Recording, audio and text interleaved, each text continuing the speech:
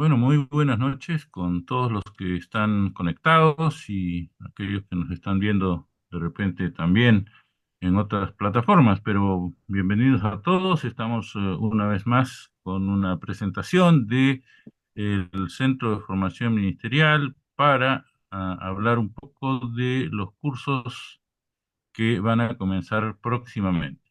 Entonces, esperamos que estos cursos que ustedes seguramente se van a matricular, se van a integrar, les sean de mucha utilidad. Vamos a comenzar con el profesor David Luyo. Ahí está nuestro hermano. Entonces, por favor, David, si puedes ya introducirnos a tu tema y a lo que vas a tocar en estas semanas, en este curso nuevo.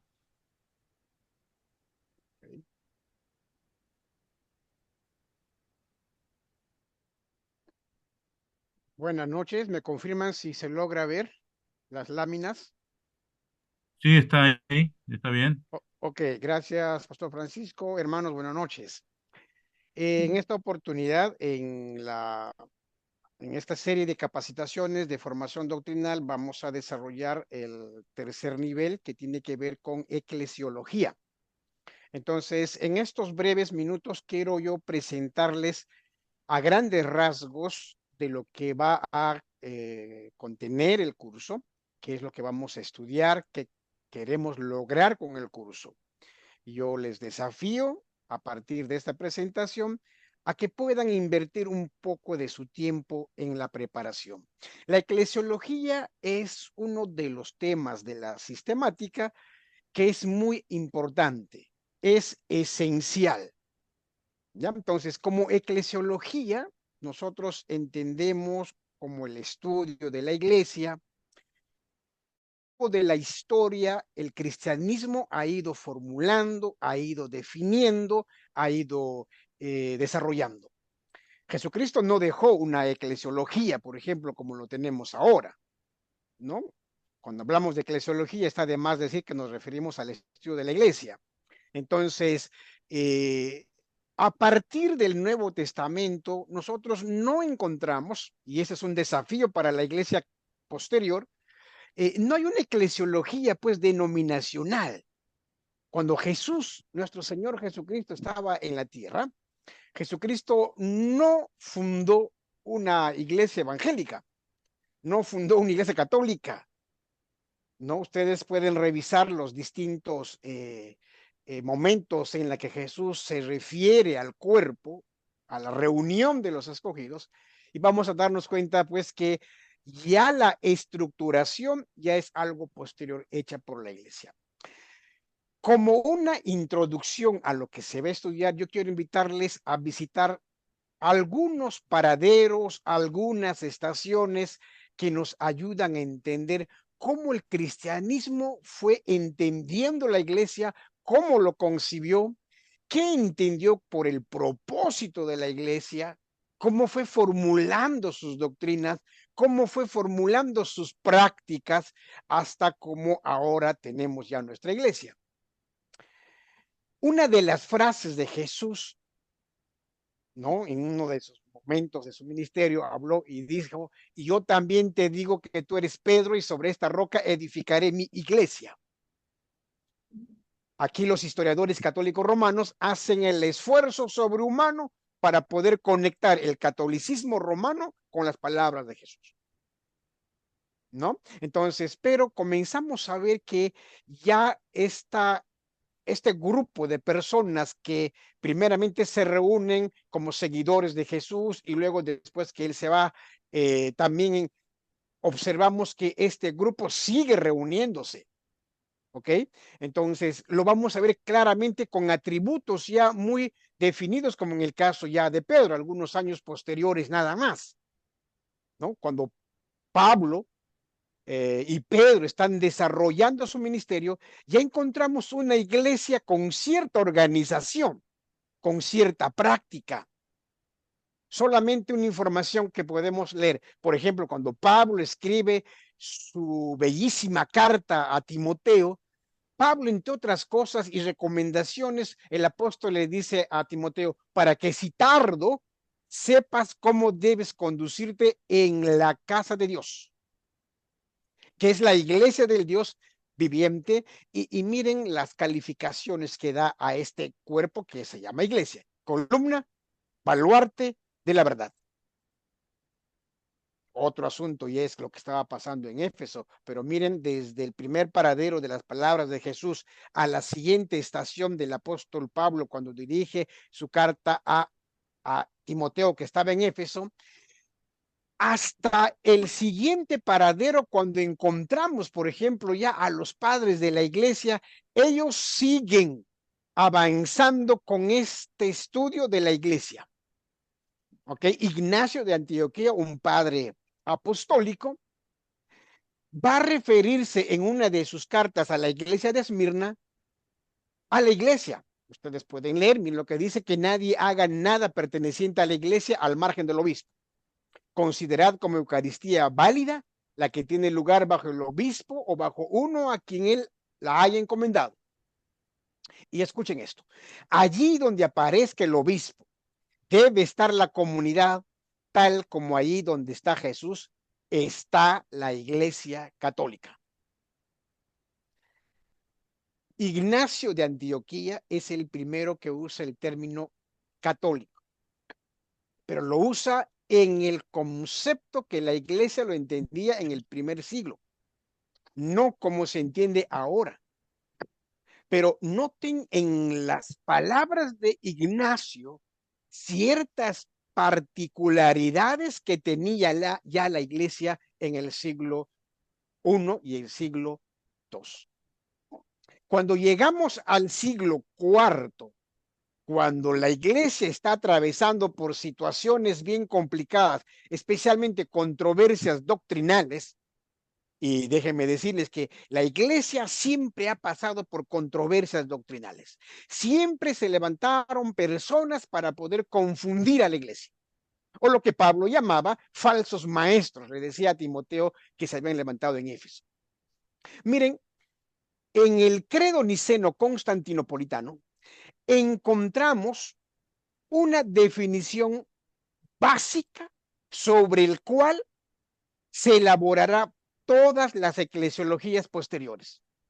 El concilio de Nicea y el concilio de Constantinopla serán las primeras asambleas que tuvo la iglesia cristiana, donde definen en 4 aspectos lo que es la iglesia.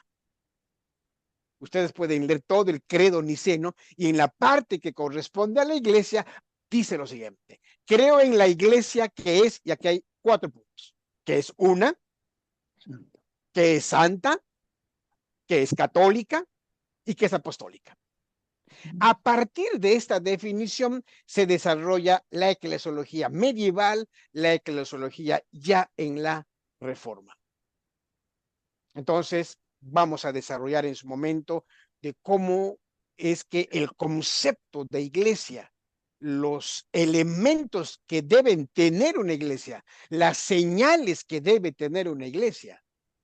Desde ya les puedo hacer una pregunta: ¿todas las personas que se reúnen los domingos en el culto en realidad asisten a una iglesia cristiana?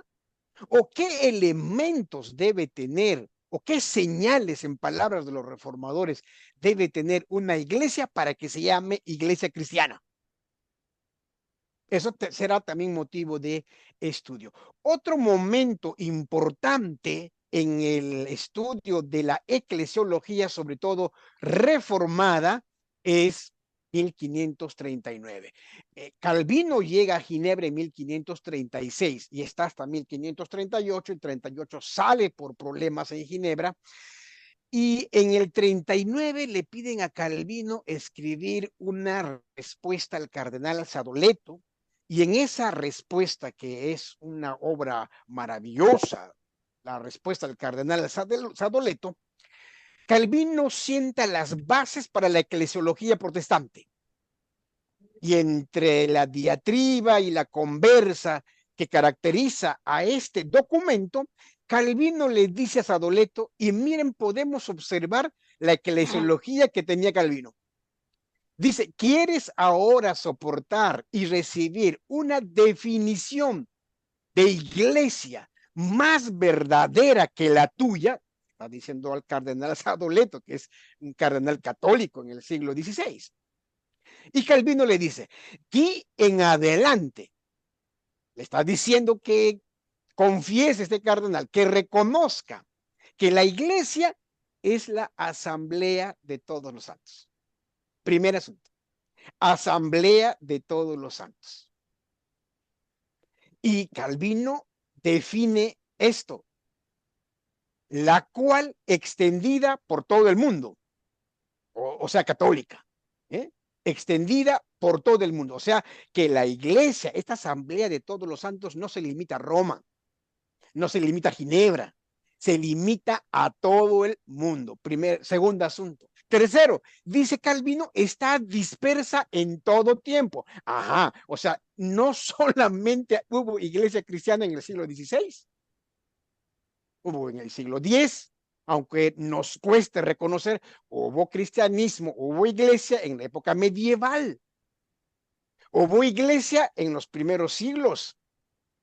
Y nuestra teología reformada nos puede aún decir, hubo iglesia en el Antiguo Testamento. Para eso vamos a leer a Kuyper cuando esté en su momento. ¿Y qué caracteriza a Calvino por la iglesia? Dice, unida, sin embargo, por una sola doctrina de Cristo y que por su solo espíritu guarda y observa la unión de la fe. Es interesante cuando después que Calvino da esta respuesta en 1539, el año en que Huamanga se funda, la primera fundación española de Huamanga, en el año siguiente, 1540, Calvino nuevamente es invitado a Ginebra. Y como dijo después Búcero, esta obra de la respuesta del cardenal Sadoleto sentó las bases para la eclesiología protestante. Entonces, miren, y podemos seguir hasta el siglo XVII, XVIII, pero hasta ahí lo dejo para que ustedes puedan quedarse con el deseo de seguir un poco rastreando cómo se entendió el concepto de iglesia a lo largo de la historia. Permítanme presentar la descripción del curso, lo que ustedes van a tener en sus sílabos.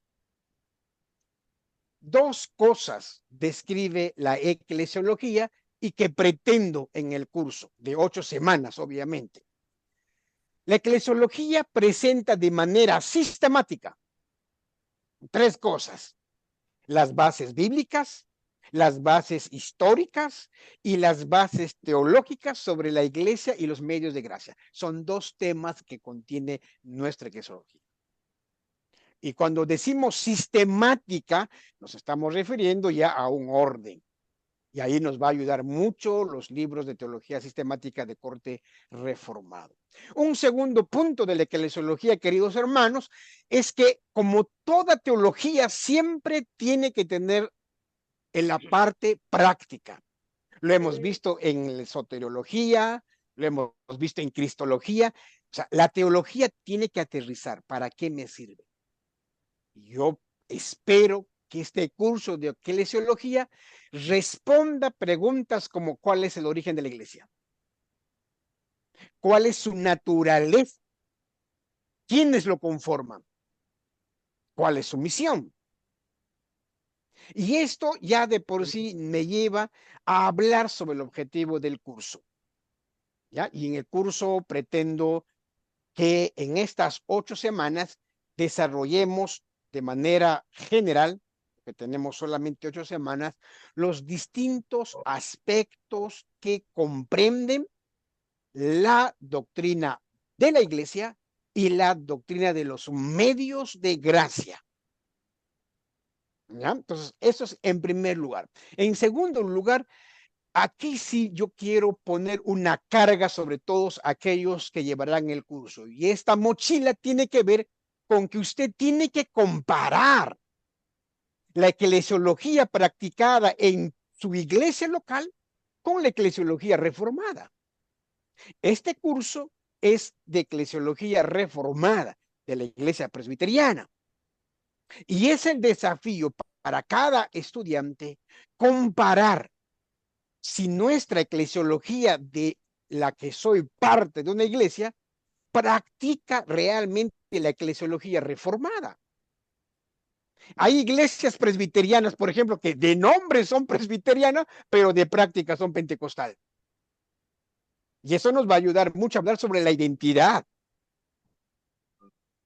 ¿Ya? Entonces, el curso pretende llevarles a la práctica. Por lo menos tiene que aclarar muchas ideas. Tiene que aclarar muchas confusiones probablemente que algunos puedan tener. ¿Ok? Entonces, nos vamos a mover en estos dos carriles en el desarrollo del curso. Ahora sí, detenidamente les voy a presentar los elementos más sobresalientes del contenido del curso, siempre en dos momentos. Como son 8 semanas, 4 semanas vamos a dedicar a hablar sobre la iglesia y 4 semanas nos dedicaremos a hablar sobre los medios de gracia. Todo presbiteriano tiene que saber qué es un medio de gracia. ¿Ya? De hecho, que esta es incluso una de las preguntas para la ordenación al ministerio a los pastores. ¿Qué es un medio de gracia? ¿O qué son los medios de gracia? ¿Ok? En el primer aspecto, queridos hermanos, en cuanto a la doctrina de la iglesia, vamos a ver su naturaleza. Y ahí desarrollaremos varios aspectos sobre lo que realmente es la iglesia cristiana. Yo quiero hacerles una pregunta. Todo lo que tu iglesia practicó ayer, me imagino que has estado en el culto, ¿no? Todo lo que practicó ayer en el culto que asististe, es todo lo que el Señor permitió o todo lo que la palabra de Dios permite que se haga. O hay elementos que se han ido agregando, sumando, corrigiendo y otros detalles más. Vamos a desarrollar bien claro sobre cuál es la naturaleza de la verdadera iglesia. Calvino tiene una propuesta muy interesante. 3 señales que la iglesia debe tener. Si no, no es iglesia cristiana. Puede ser cualquier otra cosa, pero menos una iglesia cristiana. Desarrollaremos el gobierno de la iglesia. Uy, queridos hermanos, yo creo que uno de los requisitos que deberíamos implementar para poder nombrar oficiales en la iglesia es que todos nuestros oficiales estudien 1 Timoteo y 2 Timoteo o las epístolas pastorales. ¿Por qué? Porque de alguna manera, hermanos, el éxito o el fracaso de las iglesias dependen de las autoridades que elegimos. Y lo repito, muchos de los fracasos que hemos tenido como iglesia es porque no supimos elegir ancianos ni diáconos. Pareciera que en algunas iglesias no existe 1 Timoteo, los requisitos de los obispos. Pareciera que en algunas iglesias aún nos llamamos presbiterianos, sujetos a la palabra de Dios, pero al momento de elegir las autoridades, no revisamos la Biblia. Nos dejamos llevar por otras situaciones, nos dejamos llevar por otras, pero en el curso vamos a ver cuál es el gobierno de la iglesia. ¿No? Hay iglesias de corte caudillista donde el líder que tiene más peso o más historia es el que decide todo. No, hermanos, la iglesia presbiteriana, su nombre mismo hace referencia a un estilo de gobierno. ¿Ok? Y yo espero que esto de que si queremos tener iglesias saludables, usando el término actual que se está usando, si queremos tener iglesias saludables, tenemos que tener mucho cuidado a quién elegimos. Y ahí está la palabra de Dios, hay que leer. No necesitamos inventar, ahí está la palabra de Dios. ¿Cuáles son las señales de la iglesia? ¿Mm? ¿Cuáles son las verdaderas señales que debe emitir la iglesia? No toda la iglesia que se reúne los domingos es cristiana. debe haber ciertos elementos que hacen que sea verdadera. Desarrollaremos también este hermoso tema que se desarrolló a partir de la Reforma: iglesia visible e iglesia invisible, iglesia militante, iglesia triunfante, los atributos de la iglesia, su apostolicidad, su catolicidad, su unidad. Cuando hablamos de unidad, ¿estamos hablando de unidad organizativamente o estamos hablando de unidad espiritual? Creo yo, hermanos, el curso de eclesiología en este tiempo, en este año, es más importante, cobra más importancia que en otros momentos, ya que hay una crisis casi en toda Latinoamérica y en el Perú de que las iglesias están deseclesiolizadas. No tienen eclesiología. Son asociaciones de personas. Ya no hay iglesia. Y esa es una enfermedad que está entrando también a las iglesias. Ahora, con respecto a los medios de gracia, nos moveremos en algunos paraderos, algunas estaciones, como por ejemplo, nos dedicaremos a definir qué son los medios de gracia. Como les dije, es clave para un presbiteriano saber qué son los medios de gracia. Así como estudiamos el Ordo Salutis, por ejemplo, ¿ok? Es necesario que nosotros podamos manejar el vocabulario teológico doctrinal en nuestra doctrina. Estudiaremos el bautismo cristiano, la cena del Señor o los sacramentos en general. El bautismo cristiano y la cena como sacramento, la Iglesia Presbiteriana tiene toda esta construcción doctrinal, soteriológica, eclesiológica, a partir del pacto de gracia. El bautismo cristiano para nosotros tiene un estudio muy profundo en cuanto a lo que es el bautismo y en cuanto a cómo tiene que celebrarse el bautismo. ¿Quién tiene que celebrar el bautismo? Entonces, todos esos asuntos vamos a tener que estudiar. La cena del Señor, por ejemplo, es uno de los temas muy importantes que tiene que ver con la Eucaristía y cómo nosotros celebramos, qué implica la cena del Señor o la nueva Pascua, cuando Jesús instituye la nueva Pascua. La eclesiología también habla sobre el culto cristiano, uno de los temas más frágiles en las iglesias. Hace algunos meses conversaba con un hermano que había venido de visita al Perú y que en su estadía había visitado distintas iglesias y regresó a Europa, y él me decía, David, yo me llevo una decepción porque he participado en muchos cultos y no participé de un culto reformado. Ahora, eso hay que desmenuzar, obviamente, pero a partir de esta forma de pensar, tenemos que un poco revisar qué es un culto para nosotros. Y algunos de nuestros líderes todavía no entienden lo que es un culto. Aunque en liturgia ya hemos hablado, pero en este momento en eclesiología algunos detalles solamente importantes, ¿ya? Sobre los medios de gracia. 8 semanas para todo esto es demasiado. Vamos a tratar de hacer lo más resumido posible. Algunas recomendaciones, sobre todo a los estudiantes que son parte de este curso de eclesiología. Quiero que solamente presten atención a 3 recomendaciones. Primero, las doctrinas y las prácticas de la iglesia presbiteriana ya están definidas. O sea, no necesitan inventarse. Las prácticas, las doctrinas del presbiterianismo es el producto de 2000 años de reflexión realizada por las mentes más brillantes de todo ese tiempo. De tal manera que Yo no necesito poner en tela de juicio una de las prácticas de la iglesia presbiteriana.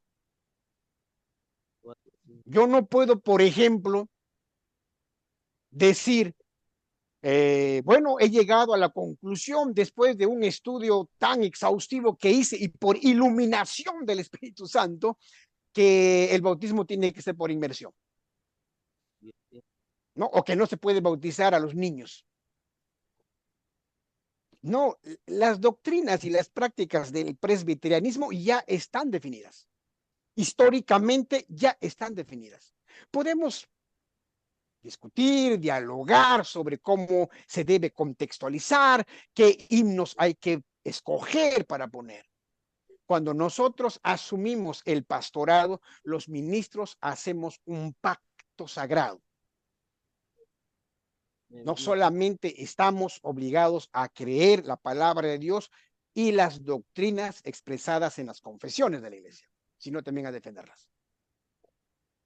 Si hay un hermano que por ahí de repente no está de acuerdo con una práctica de la iglesia presbiteriana, lo más salomónico y saludable es que diga, ¿saben qué, hermanos? Yo ya he llegado a un nivel superior de entendimiento de los sacramentos y por favor solicito mi retiro.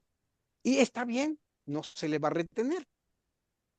Pero no es permitido que una persona, un ministro o un líder de la iglesia, que se quede dentro de la denominación y comience a difundir lo que él cree, lo que él, digamos, ha interpretado. No, no, no, no. Desde San Agustín, Calvino, los teólogos de Ginebra y todos los demás teólogos, la iglesia presbiteriana ha tenido bien claro lo que cree y lo que practica. ¿Ok? Primer asunto. Entonces, ya no necesitamos inventar, ya están dadas. En segundo lugar, para fortalecer nuestra frágil identidad, de lo que estábamos hablando, se requiere del estudio de la doctrina. Y cuando hablamos de doctrina, estamos hablando de la Biblia. Y esto hay que recordar a muchos pastores, a muchos presbíteros, a muchos líderes de la iglesia. Somos una iglesia confesional. Nuestra doctrina no depende de la oratoria del pastor. Nuestra doctrina y práctica no depende de un predicador o de un profeta de WhatsApp, de un profeta de YouTube, de un predicador de alguna red social. No. Somos una iglesia confesional. ¿Qué quiere decir eso? Que nuestra base doctrinal, nuestra teología, lo que creemos está expresado en ciertos documentos que nosotros hemos adoptado y que creemos que es la doctrina bíblica. ¿Okay? Entonces, ¿cómo podemos fortalecer? Hay iglesias que están como sin cabeza. Les falta un brazo. Y como decía al inicio, hay iglesias presbiterianas que de nombre son presbiterianas, pero que de práctica son otro tipo de iglesias. Entonces, ahí hay un problema de identidad. Y la identidad es causa de un poco estudio de la palabra de Dios. Por eso es que se requiere que las personas que estén en la jefatura de las iglesias sean personas que conozcan la doctrina. ¿Ok? Entonces, queridos hermanos, para fortalecer nuestra identidad, la solución es estudiar la doctrina, estudiar. Y un tercero, creo que es muy importante ahora que estamos en todo este mundo y el boom de las redes sociales, limitar el consumo de programas radiales, televisivos y de redes sociales emitidos por falsos maestros. La mayoría se deja guiar por los predicadores de YouTube. No importa lo que hable, pero si me hace llorar y si me hace sentir emocionademente feliz, eso sí vale. ¿No? Entonces, hay que limitar el consumo de ese tipo de programas, porque hacen daño, hacen mucho daño. ¿No? Entonces, esa tercera recomendación creo que es muy importante para nosotros. Bueno, debo terminar para ya dar pase al moderador, quiero presentarles algunos recursos. ¿Ok? Entonces, como, Porque con mucho internet es mal.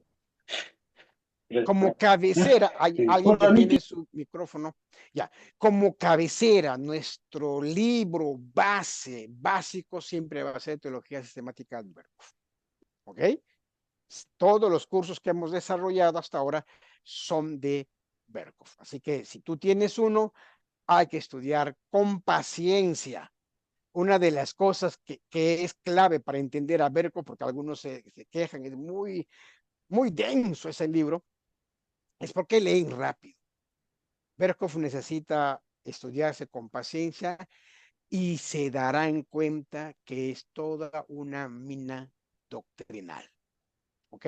Hay otros detalles, especialmente cuando lleguemos a los sacramentos, estos dos libros que están en el Internet. Usted puede ir con estos títulos y puede bajar y puede ayudarle, le va a ayudar a entender mucho sobre el bautismo, sobre los sacramentos y todos esos detalles. Y eso sería muy bueno que ustedes lo puedan revisar. Otro que me parece muy práctico, ahora que están de moda los podcasts, mientras tú cocinas o mientras tú estás en el carro, mientras tú estás esperando y tienes tu celular, en YouTube puedes tú estar escuchando estas 6 sesiones de Arces Pro sobre qué es la iglesia. Entonces, son 6 sesiones cortas que tiene y lo puedes tú estar escuchando mientras estás en el paradero, mientras haces un viaje y te va a ayudar a introducirte a la eclesiología reformada. ¿Ok? Entonces, yo les invito a que puedan ustedes escuchar estas fenomenales clases de Arci Sproul. ¿Ok? Hermanos, muchas gracias. Ha sido un gusto y espero tenerlos en el curso a partir del lunes que viene. Muchas gracias. Gracias al profesor David Luyo por habernos puesto la miel en los labios ahí para ver estos temas. Una de las cosas que ocurre con nuestra iglesia presbiteriana es lo segundo que señaló ahí en cuanto a la crisis identitaria, ¿no? La crisis de identidad. Porque, claro, estamos rodeados de un cúmulo de otras congregaciones que tienen otras propuestas eclesiológicas y algunas que no tienen ninguna, pero que nos dejamos llevar también por ello. Entonces hay que tener cuidado con eso. No pretendemos, por supuesto, tener una actitud en eso sectaria, pero sí queremos reafirmar nuestra condición de una iglesia confesional, ¿no? Donde se toma en serio las escrituras y donde se toma en serio también todo lo que ha sido a lo largo de los años, siglos, podremos decir, de práctica de nuestras iglesias, ¿no? Entonces, creo que va a ser un muy buen curso y creo que los que han de participar van a ser muy grandemente beneficiados. Además de tener un conocimiento mayor, podrán tener una comprensión también y un entendimiento más amplio de la manera en que pueden servir en la iglesia. Entonces, les animamos a que, pues, los que puedan, y esperamos que todos lo hagan, se inscriban en este curso de eclesiología, formación doctrinal 3, ¿no es cierto? Entonces ahí vamos a estar para beneficiarnos de esos estudios. Muchas gracias una vez más al profesor David Luyo por esta introducción que nos ha hecho al curso que va a desarrollar próximamente. ¿Cuándo? A partir del lunes, ¿no? A partir del lunes. Entonces, por favor, tomar atención, separar el día y la hora. ¿A qué hora es? A las 8, ¿verdad? A Sí, las a 8 de las la 8. noche. Y será una hora y media, ¿verdad? Una hora y Hora y media. media, sí. Ajá. De 8 a 9:30. Uh -huh. Si usted tenía la costumbre de tomar su cena a las 8:30, o la toma antes de las 8 o la toma después de las 9:30. Pero por favor, ahí concéntrese para hacer el estudio, para revisar juntamente con el pastor David todo lo que la Biblia tiene para enseñarnos y todo lo que nuestra riquísima teología reformada tiene para ahondar en él. Muchas gracias. Am, Ahora tenemos que presentar. ¿A quién tenemos que presentar? A Al Daniel pastor Eguiluz, ¿no? Daniel Eguiluz, sí. Daniel Eguiluz ya es caserito también con nosotros, siempre nos acompaña, siempre está colaborando con los cursos que vamos realizando. Él es reformado, él estudió también, enseñó juntamente con el profesor David Luyo, con un servidor, y ya hizo él sus estudios de doctorado, es doctorado en historia de la iglesia, y él no es posible para él ahora estar presente, pero nos ha dejado un videíto corto, ¿no? Y entonces, a ver si yo lo puedo presentar. Espero que sí. A ver, ahí debe salir para ustedes. ¿Lo ven? Sí, ¿no? Ahora, ¿cómo hago para que funcione? Aquí. Ah, acá está, ya. Muy bien, ahí va el videíto de Daniel Eguiluz. Bendiciones, hermanos. Los saluda el profesor Daniel Eguiluz para invitarlos Tu audio, al pastor, auméntalo. próximo curso de discipulado para pastores y mentoreo que estaremos ofreciendo en conjunto con el Centro de Formación Ministerial CFM. Estaremos empezando el próximo viernes 11 de octubre y estaremos reuniéndonos semanalmente hasta el 29 de noviembre por 1 hora y media a partir de las 8 de la noche hasta las 9:30. Vamos a usar un recurso que está siendo de mucha bendición para pastores y líderes alrededor de todo el mundo y los está ayudando a ellos a desarrollar habilidades para el ministerio en diferentes campos, no solamente intelectual, cognitivo, ayudándoles a desarrollar conocimiento bíblico, teológico, útil para el ministerio, sino también ayudándoles a desarrollar habilidades necesarias para la labor que desempeñan como pastores y líderes, y además también ayudándoles a desarrollar su carácter como discípulos de Cristo. Yo creo que este curso va a ser de mucha bendición para los participantes. Lo queremos hacer de una manera bastante interactiva y que se ajuste a las necesidades de ustedes.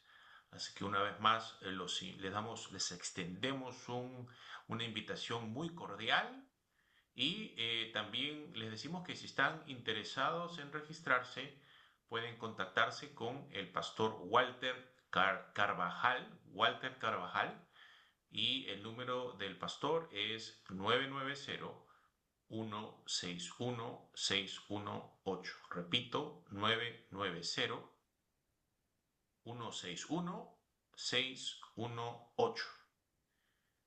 Espero verlos el viernes 11 de octubre. El Señor los bendiga y les doy un abrazo virtual. Bendiciones.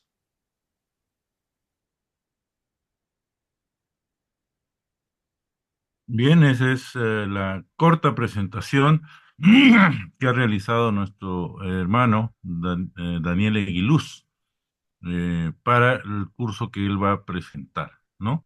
Y habla ahí del mentoreo. Eso es algo que, mm, vamos a decir, el léxico de la palabra se ha hecho muy popular en estos tiempos, ¿no? El mentoreo. Algún tiempo se usó coaching y otro tiempo se usó, no sé, se han ido variando los términos. El mentoreo tiene que ver con cómo tomamos a una persona en lo que comúnmente se ha llamado pues el discipulado, ¿no? Pero ahora se tienen estas nuevas palabritas. Mentoreo, ustedes pueden buscar, tiene que ver con mentor, ¿no? ¿quién fue mentor? Busquen ustedes que son expertos ahí en el Google, ¿no? Y van a encontrar de qué se trata, ¿no? De la adopción de alguien para instruirlo, para dirigirlo en la vida. Y entonces eso es lo que van a estar realizando con el hermano Daniel Eguiluz. Ah, ¿Tenemos alguna otra cosa más, Walter, o allí nomás estamos Bueno, terminando? pastor, creo que hay no más. Sí. Bueno, estos cursos son cursos que han sido diseñados pensando en las necesidades que nuestras congregaciones tienen, ¿no? Así que les animamos a que ustedes, hermanos, puedan invitar también a los demás hermanos de sus iglesias para que puedan participar en estos cursos, ¿ya? Es importante el curso de eclesiología. Es importante también participar en el curso del mentoreo, que es una forma de discipulado más personalizado, ¿ya? El maestro nos habló de la importancia de la formación del carácter. ¿Ya? Con el curso de eclesiología, usted fortalece sus convicciones doctrinales, sus convicciones teológicas, pero en el curso de mentoreo, usted desarrolla carácter.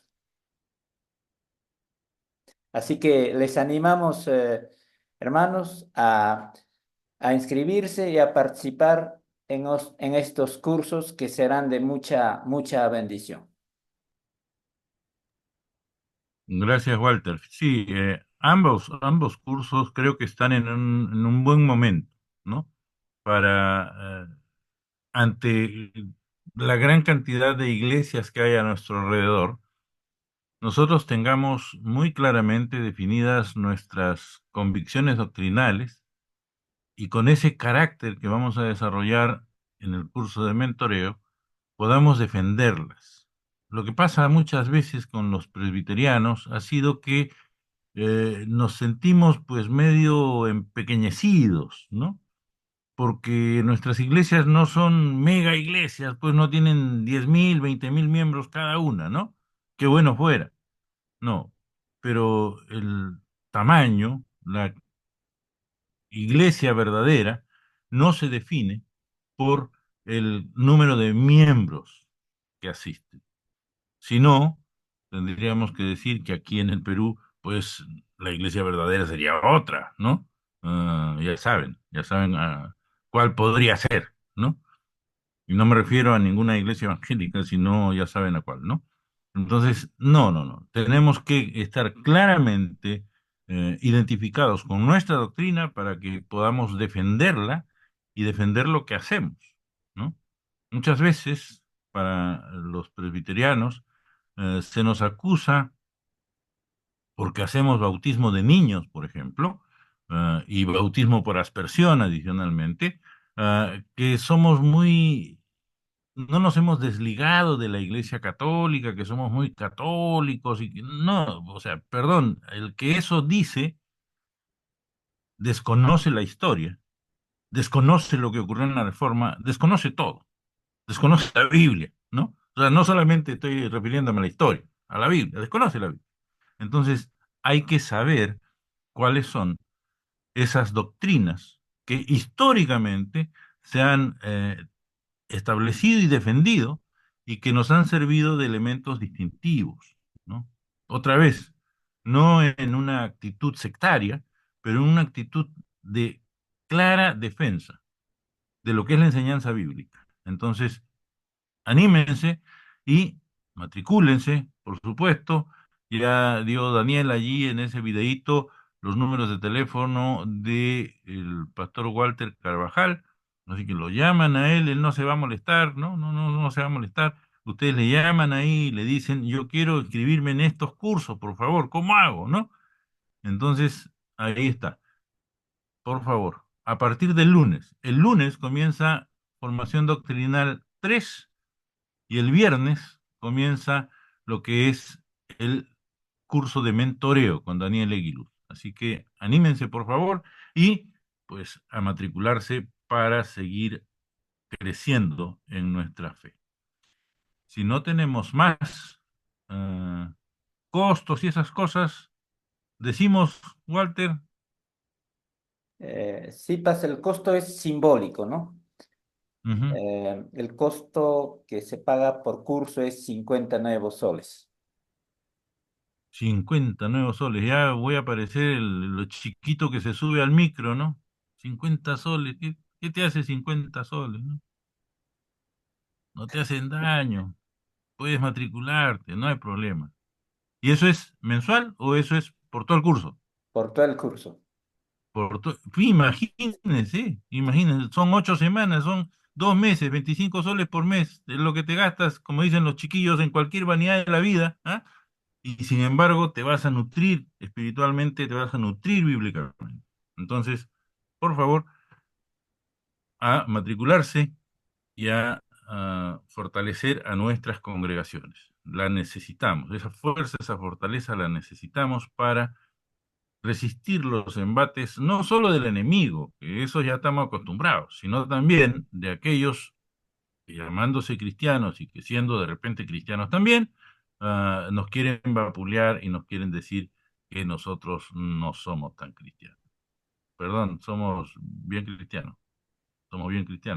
Nosotros defendimos desde siempre la sola escritura, ¿no? O sea, mejor defensa que esa creo que no hay, ¿no? No estamos dependiendo de revelaciones de última hora, que yo vi una escritura en la pared, que yo tuve un sueño, ¿no? No, no, no, estamos dependiendo de la escritura. La escritura es guía suficiente. Entonces, por favor, ah, anímense y animen a otros también para que se puedan matricular, inscribir en estos cursos que, como dije, van a ser de mucho provecho espiritual. Si no tenemos más, entonces podemos ir concluyendo, cerrando nuestro tiempo aquí y podemos hacerlo orando. Amén. No lo hicimos al inicio, lo hacemos ahora al final. ¿Sí? Vamos a orar. Un momentito allí donde estén, por favor. Claro, si están en la calle, un poco difícil, porque si no vienen a robarle el celular o qué sé yo, ¿no? Entonces, pero los que puedan y están en casa, en casita, pues acompáñenme en oración. Nuestro buen Dios y Padre Celestial, en esta noche, te agradecemos porque nos has dado este tiempo corto, es verdad, muy breve, es verdad, pero en el que hemos podido escuchar, Señor, de aquello que tú quieres que nosotros aprendamos y entendamos. Tú nos has llamado, Señor, no solo a ser creyentes y después de ahí a darle vacaciones a nuestra mente, porque una manera de honrarte y de glorificarte es hacer uso de ella. Y por eso, Señor, queremos pedirte que tú nos ayudes a separar nuestro tiempo y animar a otros creyentes, a otros hijos tuyos, para que puedan inscribirse en estos, que serán de mucho provecho espiritual. Estamos absolutamente seguros de eso. Bendice a los que van a participar como estudiantes y bendice también, sobre todo, Señor, a quienes van a ser los docentes, al pastor David Luyo y al pastor Daniel Eguiluz también. Guárdalos y cuídalos, Señor. Permite que todo lo que ellos han de compartir no solo alimente nuestras mentes, sino avive nuestros corazones y despierte nuestra voluntad a hacer aquello que tú quieres. Te alabamos, Señor, bendecimos tu nombre y nos encomendamos en tus manos. Oramos en el nombre de Jesús. Amén.